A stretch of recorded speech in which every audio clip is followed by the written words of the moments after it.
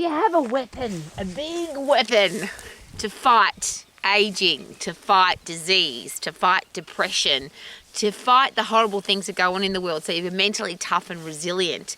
Are you a critical thinker, so you've got a weapon, a brain that works effectively and a body that works effectively, so that it doesn't matter what's going on in the world, you can fight it? So this is Gary, my gun, and he's in my garden to remind me that I need to be able to defend and protect myself against a whole heap of stuff that goes on in the world. How about you? So if you're a parent, a teacher, a coach, a boss, or a leader, do you need to have the mental critical thinking skills, the mental toughness? Do you need to have a healthy, fit, strong body so that it doesn't matter what challenge comes into your life, you can deal with it? And how do you make that happen?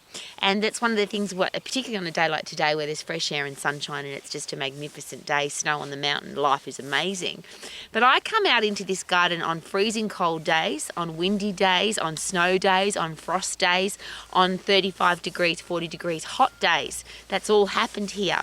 And I do that because I want to be mentally tough and I want to be physically strong.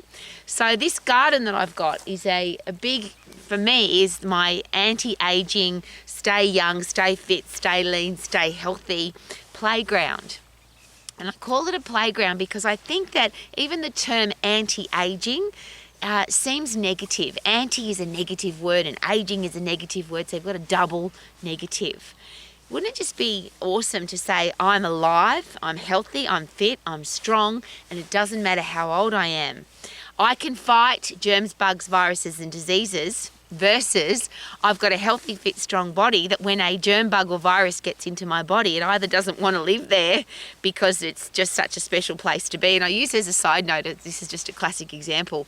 Have you ever eaten food?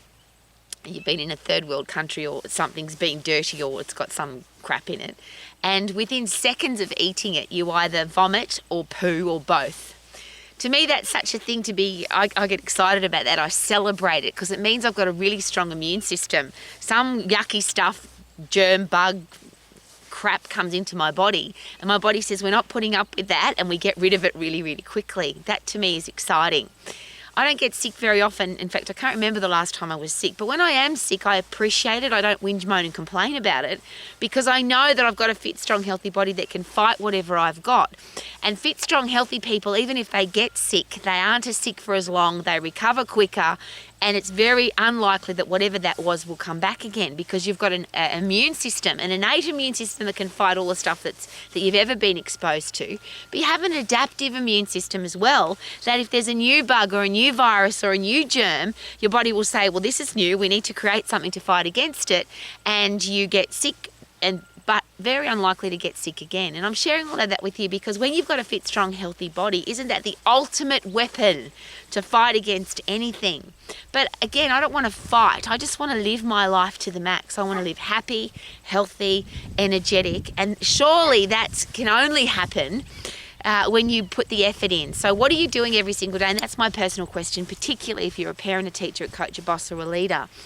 Are you as fit as you can possibly be? Not I can go for a walk for 30 minutes, but are you really fit? So if you were put under pressure, if a wild animal was chasing you, if you were under extreme threat, that you could get away from that threat or you could turn and fight the threat because you're really fit, you're really strong, you're mentally tough. And again, those things don't fall out of the sky in a pretty pink box, even though it's such a beautiful day.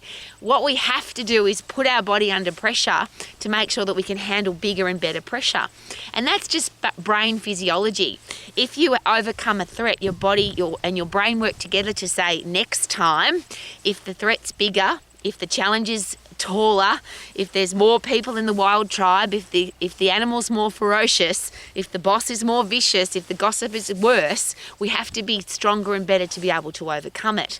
But we don't get stronger and better unless we have to overcome a challenge if we don't force our body to do it. So every time you go to exercise, and that's why 100% effort training is so awesome, because you just put in 100% at the time. You don't pace yourself, you don't go for 30 seconds, you just put in 100% effort, which is about 10 seconds. You go as hard as you possibly can, get as fit as you possibly can, get as strong as you possibly can. And of course, the beautiful side note to that is once you go at 100% effort, your brain says we've got to be better for next time. So brain-derived neurotropic factor, fertilizer for your brain, fertilizes every part of your brain: dopamine, serotonin, endorphins, oxytocin, everything that makes us feel better and makes us better for next time. And then the really cool one is the myokine, which is the message that goes from the muscle to the brain to say she's got to be stronger for next time, she's got to be fitter for next time.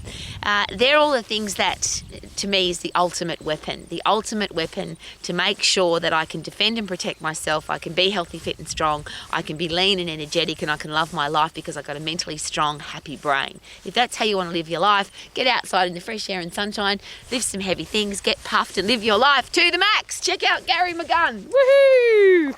Live your life to the max. Check out my garden. Woohoo! Check out the snowy mountains. Woohoo!